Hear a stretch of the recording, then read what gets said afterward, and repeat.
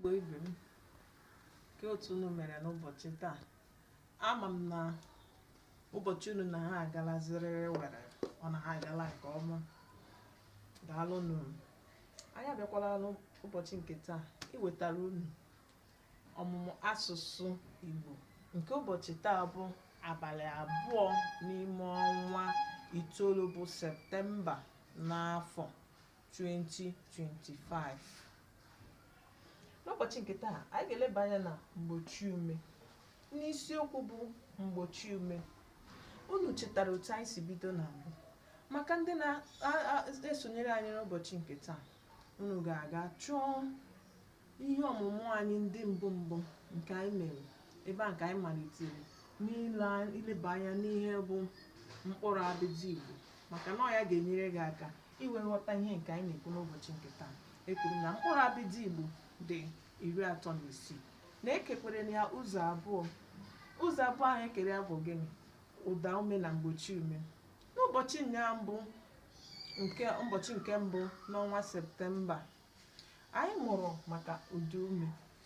Agwara m unu na ụda ume, cheta na tupu anyị amụọ ụda ume, agwara m unu na mkpụrụ abịdị Igbo ekere ya ụzọ abụọ, ụda ume na mgbochi ume. Anyị mụrụ ụda ume n'ụbọchị ụnyaahụ. Ụda ume dị 8. Ụda ume abịa n'asụsụ Bekee a na-akpọ ya vowels. They are the vowel letters. Dị 5, mana asụsụ Igbo ọ dị 8. Bụ a, e, i, o, u, i, o. Ọ ihe ndị anyị mere ụnyaahụ.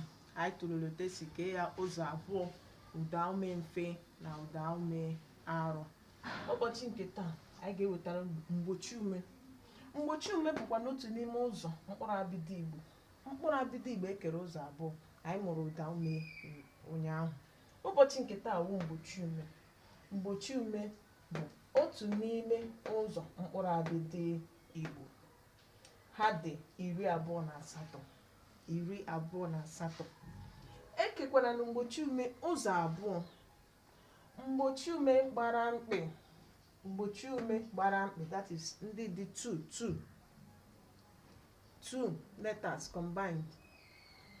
Ọmụmaatụ: chi, gbi, he, gwi, kpi, kwe, nwe, nye na shi. Nye a mgbochi ume ndị gbara mkpị.